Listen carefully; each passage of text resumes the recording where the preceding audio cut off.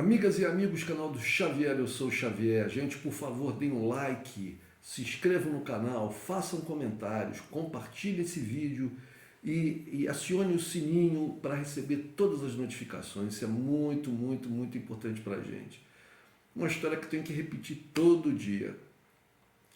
Estar no YouTube é receber likes. Estar no YouTube é ter gente inscrita no canal, é ter seus vídeos compartilhados, é ter interação das pessoas com seus vídeos por meio de comentários, é as pessoas receberem o máximo de notificações de vídeos novos e assim poderem estar acompanhando o canal. Por isso eu peço para vocês, senão não tem o menor sentido ficar aqui. A inscrição no meu canal, gente, é muito importante porque eu preciso chegar aos 1000 para poder fazer lives. O projeto aqui é fazer lives, chamar convidados e poder fazer lives. E para isso eu tenho que ter mais de 1000 inscritos. E para uma série de outras possibilidades que se abrem com a gente ultrapassando um determinado número de horas de vídeos visualizados e de likes e de inscrições. Então, não há como deixar de pedir isso. Isso é fundamental para o trabalho que a gente faz aqui. Valeu, gente? Em breve vamos ter também aí uma maneira das pessoas poderem fazer algum tipo de contribuição financeira, aqueles que acharem que isso é importante, é válido, tá? E que quiserem. Tá bem, gente? Valeu. Bom, no dia 3, hoje é dia 4, então ontem, na Assembleia Geral da ONU, a Organização das Nações Unidas, aprovou por 185 votos a favor, 2 contra e 2 abstenções, né, a resolução que pede o fim do embargo econômico, do bloqueio econômico a Cuba. Bloqueio esse que dura já 60 anos, ele foi instituído em 1962 e veio aumentando, a ponto de estrangular completamente a economia cubana, uma vez que no passado Cuba tinha o apoio da União Soviética e conseguia compensar esses bloqueios, esse embargo americano com esse apoio da União Soviética. Mas uma vez que a União Soviética deixou de existir e houve uma crise financeira muito grande na Rússia, né, esse apoio deixou de existir. E isso tem mais ou menos 30 anos. Nesses últimos 30 anos, a situação financeira de Cuba ficou muito ruim. Eu nunca fui a Cuba, mas acompanho aqui vários canais, tanto de brasileiros que vão a Cuba, como de outros turistas de outros países do mundo que filmam e colocam os vídeos no YouTube. E também acompanho canais de cubanos e que retratam a vida em Cuba.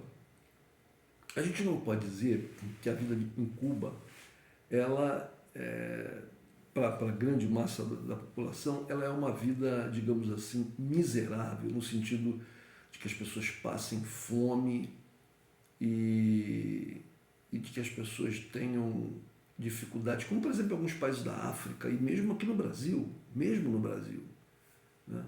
E outros países da América Latina, da Ásia, da África principalmente também, em que as pessoas, quando a miséria absoluta, principalmente passar fome, mas as pessoas também não terem uma casa, um abrigo, né, para se proteger das intempéries, ou quando são muito precários. Essas coisas até acontecem em Cuba, a questão da moradia precária, né? E a fome, como a gente entende, ela não acontece ainda, mas o cubano está tendo dificuldade de se alimentar de uma maneira mais regular e farta, como por exemplo quem é classe média, mesmo baixa no Brasil, consegue. A situação econômica em Cuba não é boa, né? A pobreza veio para ficar e ela tem aumentado a sua intensidade. Ainda não chega ao ponto das pessoas morrerem de fome em Cuba, mas a gente pode dizer que algumas pessoas estão tendo uma alimentação bastante carente, bastante precária, eu até diria. E alguns dizem, não, é porque o sistema econômico de Cuba é um sistema que está concentrado na coisa do estatal e que é sabido que a economia muito estatizada, que ela tem dificuldades, que ela não se desenvolve e tal. Olha, bom, eu vou imitar o personagem lá no programa humorístico muito famoso no Brasil, que dizia sempre assim, há controvérsias, há controvérsias. É claro que no mundo capitalista, né, um país socialista inserido no mundo capitalista, ele vai ter dificuldades, né? Porque o capitalismo ele não obedece regras. O capitalismo não obedece regras. A essência do capitalismo é sempre quebrar as regras, subverter as regras. Então, por exemplo, as empresas capitalistas, elas sempre que podem, elas só negam impostos. Isso desde a menorzinha até as grandes multinacionais. Elas só negam impostos. O sistema capitalista, no sistema capitalista, as empresas privadas, elas corrompem as pessoas, elas corrompem os funcionários públicos, elas corrompem os fiscais, elas corrompem os governantes. Todos os grandes escândalos de corrupção que aconteceram no mundo afora, né, foram de empresas corrompendo governantes. Ah, não, porque o governante é que vai lá pedir, o fiscal é que vai pedir a propina. Sim, mas a empresa dá. Se a empresa não desse propina, não fizesse acordos, não oferecesse dinheiro, o funcionário, o governante não teria como tentar essa corrupção. Né? Então, são esses esquemas, os governos, os países são corrompidos por empresas multinacionais. Os países. Então, é claro que no meio desse tipo, no mundo capitalista, países que são absolutamente comunistas ou socialistas têm dificuldade de sobrevivência. Têm dificuldade. Suas empresas têm dificuldade de competir com empresas capitalistas. Mas veja bem, eu não sou a favor de um Estado absolutamente estatal e tudo na mão do governo. Não sou. Eu acho que há necessidade, sim, de que a economia tenha uma parcela, eu não sei exatamente qual a parcela. Eu acho que isso é uma coisa que a humanidade tem que descobrir com tentativa e erro. Né? Mas que uma parcela deve ser privada. Né? E que essa parcela seja significativa. Né? Eu não sei dizer se o ideal é que se tenha a maior parte ou a menor parte, eu não sei. Eu sei que é importante que alguma parcela, né, que eu não vou definir aqui porque eu realmente não sei, mas que uma parcela da economia seja privada e que uma outra parcela seja estatal. Que o governo tenha um controle maior sobre a economia. Quando eu falo controle maior, é um controle maior do que existe na maioria dos países capitalistas. Né? Do que existe nos Estados Unidos, por exemplo, do que existe no Brasil. Eu acredito que o governo deveria ter um controle maior sobre as empresas privadas.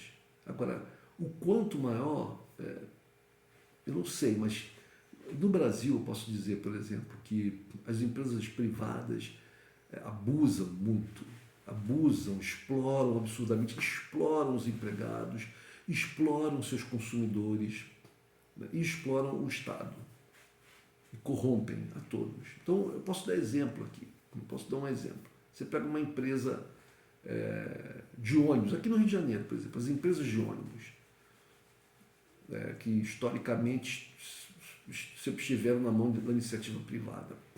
Houve tentativa de aumento do poder estatal sobre o sistema de transporte de ônibus aqui no Rio de Janeiro, por exemplo, no governo Brizola, há mais de 30 anos atrás. e assim que ele perdeu a eleição veio outro governo e entregou tudo de volta para os antigos donos.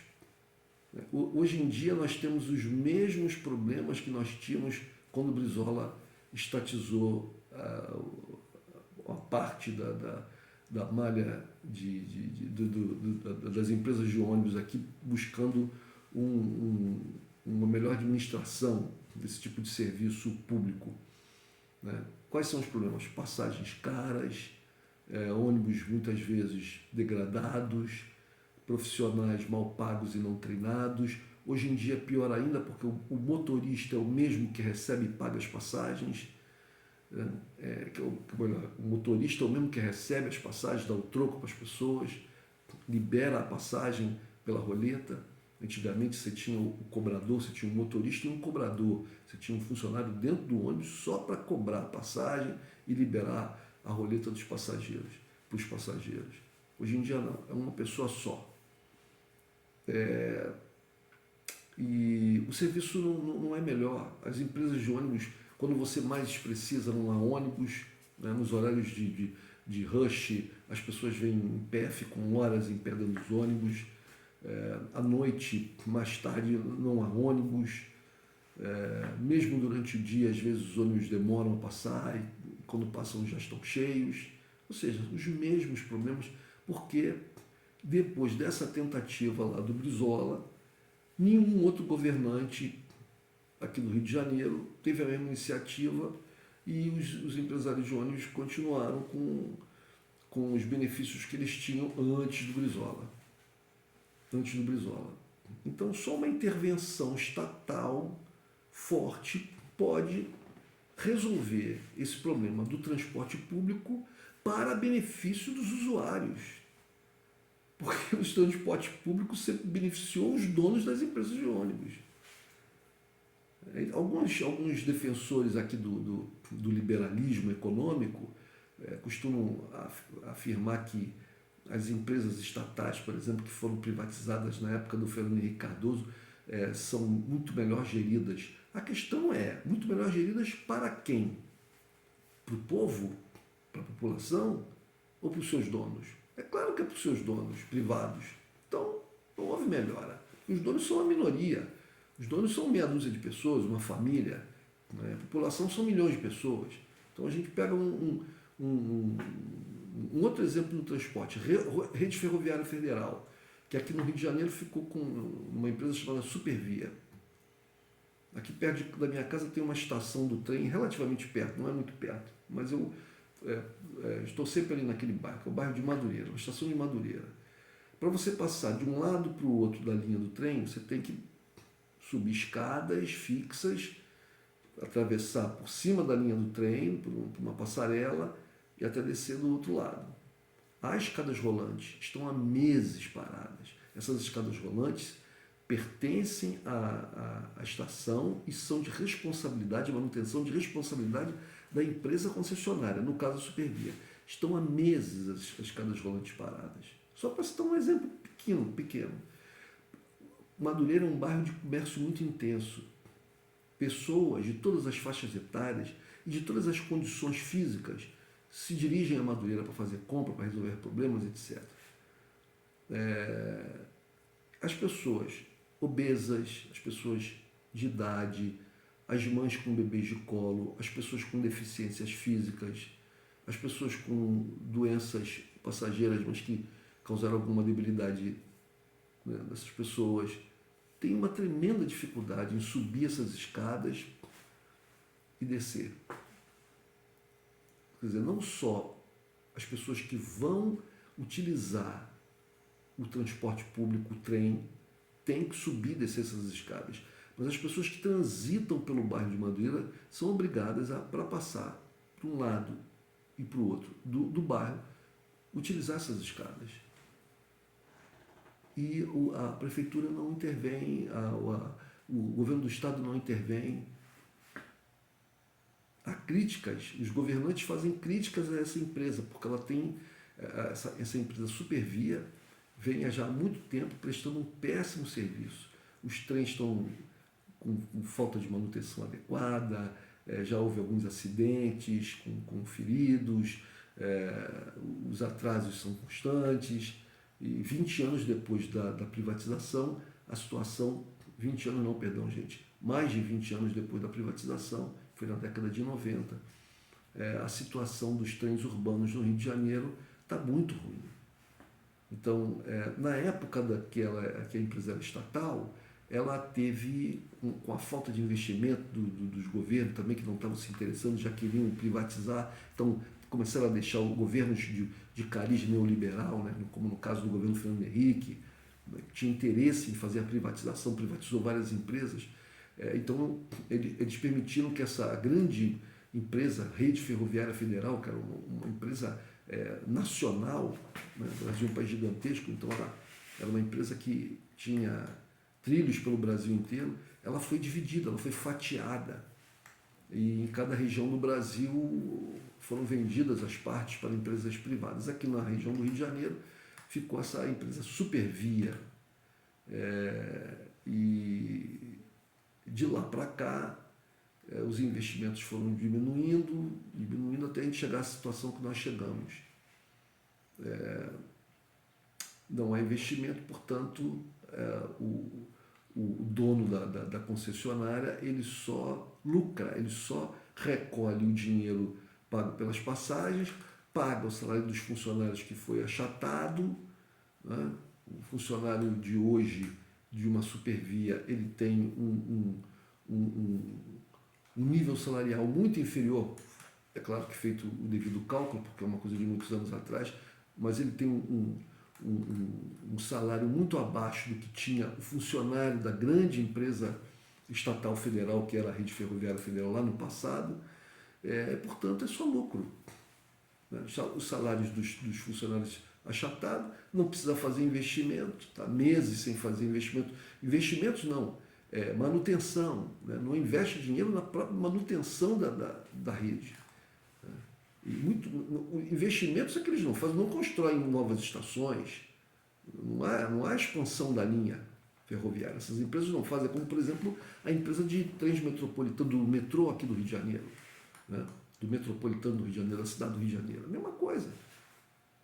A empresa não faz investimentos de expansão da malha, quem faz investimento é o Estado, a construção de novas estações, etc., tudo feito pelo Estado.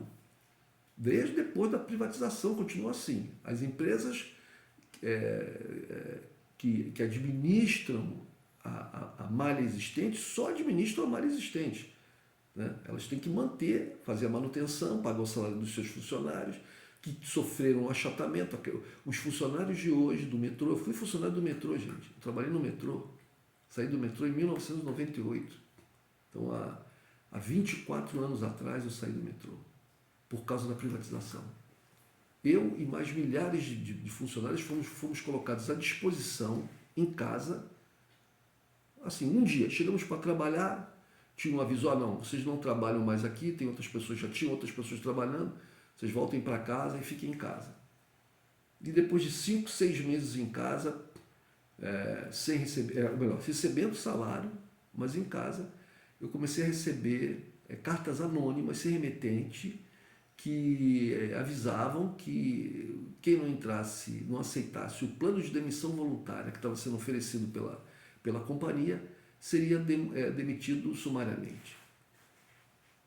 Algumas pessoas entraram na justiça, ficaram sem receber salário, uma ação que durou anos, mas depois conseguiram até ser readmitidos e tal. Mas eu resolvi que não, que ia aceitar aquilo, que eu tinha que partir para outra e fui. E assim fiz. Entregar um plano de demissão voluntária que me dava uma merreca, me dava quase nada, uma manutenção do ticket de refeição do plano de saúde até o final do ano, que já estava acabando, e mais uma indenização de 1,5 salário por cada ano trabalhado. Como eu tinha 16 anos, né, recebi 24 salários, uma coisa assim. Recebi 24 salários, ou seja, 2 anos de salário, foi mais ou menos isso. Recebi 2 anos de salário como uma espécie de uma indenização e o fundo de garantia, os 40%, que no meu caso foi até um certo valor em dinheiro, e que me possibilitou me manter um tempo até que eu pudesse fazer concurso público e ingressar em outras áreas da administração pública, no caso municipal. Mas é isso, fizeram a empresa privatizada, não precisa fazer investimento na expansão da malha, paga um salário achatado, porque as pessoas que elas contrataram para ficar no lugar de nós, os trabalhadores, era um salário bem menor, uma carga horária maior, né? Então ela já tinha aí o lucro, né, exatamente sobre o achatamento do salário dos seus trabalhadores. E a única coisa que ela tem, o gasto além disso é da manutenção. Mas no caso da Supervia, nem a manutenção ela está fazendo. Então, se daqui a um ano e pouco, né, o governo municipal ou estadual resolverem realmente intervir, no caso é o governo estadual, resolver verdadeiramente intervir nessa empresa concessionária, né, acusando-a de não cumprir o contrato, etc., eles já tiveram um lucro absurdo. Tiveram um lucro absurdo, porque além deles achatarem o salário dos seus trabalhadores, eles ainda diminuem o número de funcionários assim ao mínimo do mínimo, o que compromete a qualidade de serviço. Mas eles não se importam com isso e não fazem o investimento mínimo em manutenção. Então entra tudo para o bolso. Então, voltando para Cuba, 185 países, 2 abstenções, 2 contra, os Estados Unidos e Israel, né? E 2 abstenções, Brasil e Ucrânia. O Brasil já se absteve no ano passado, governo Bolsonaro. Então é isso, Ucrânia, ela é hoje em dia ela é a mesma coisa que é a Inglaterra, que é a Austrália, que é Israel, que é o Japão, que é a Coreia do Sul. São uma base norte-americana. Os tentáculos norte-americanos para todo mundo. Mas está mudando, gente, está mudando. Vocês se lembram que houve uma votação na ONU para culpar a Rússia no caso da invasão da Ucrânia, né? E o número de países que condenaram a Rússia foi de 100 países. 100 países. Houve muitas abstenções, houve muitos países que não votaram, né? Houve alguns países que votaram contra e houve muitas abstenções. Muitas abstenções. E agora, no caso de uma resolução para condenar os Estados Unidos, houve quase que a totalidade dos países votaram contra os interesses norte-americanos. Então você vê que a coisa no mundo não é mais a da hegemonia total americana, mas eles ainda têm muito poder, muito poder. E a batalha contra esse império ainda vai durar muito tempo. Mas é isso, gente. A situação em Cuba está difícil, o bloqueio é uma coisa perversa, é perverso o bloqueio. Cuba é uma ilha de 10 milhões de habitantes, os Estados Unidos é um continente de 330 milhões, os Estados Unidos é um dos países, é o país mais rico do mundo ainda, né? Cuba é um país pobre. Os Estados Unidos não está preocupado com direitos humanos, com qualidade de vida das pessoas, com pobreza, com eliminação da pobreza, não está preocupado com isso, está preocupado só na manutenção do seu poder no mundo. Essa que é a realidade. E é por essa razão que eu condeno os Estados Unidos. Muitas pessoas que vão me assistir, que têm aí um cariz neoliberal ou de direita, isso é comunista, não é nada a ver, não é nada disso, não é nada disso. Tem nada a ver uma coisa com a outra, nada a ver uma coisa com a outra. Vocês vejam, por exemplo, que a Coreia do Norte é um país comunista, né? Assim como Cuba, mas é comunismo diferente, porque lá passa de pai para filho, é mais uma monarquia do que outra coisa, né? Mas a Coreia do Norte, ela existe porque ela tem armamento pesado, né? E até armamento nuclear, porque senão ela já teria sido invadida pelos americanos, talvez não invadida militarmente, porque teria o problema da China ali, mas teria que também sofre sanções, a Coreia do Norte também está bloqueada de todo jeito, mas ela já teria acontecido, por exemplo, uma guerra da Coreia do Sul contra a Coreia do Norte, se a Coreia do Norte não tivesse todo o armamento que tem. mas com todo o armamento que ela tem, ela se mantém viva. Os americanos dizem que vão fazer, que vai acontecer, não sei o quê, mas a Coreia do Norte está sempre jogando míssil para lá, testando arma nuclear e tal. Cuba não tem condição de fazer isso. Né? Então, é isso, é o mundo. Gente, um abraço.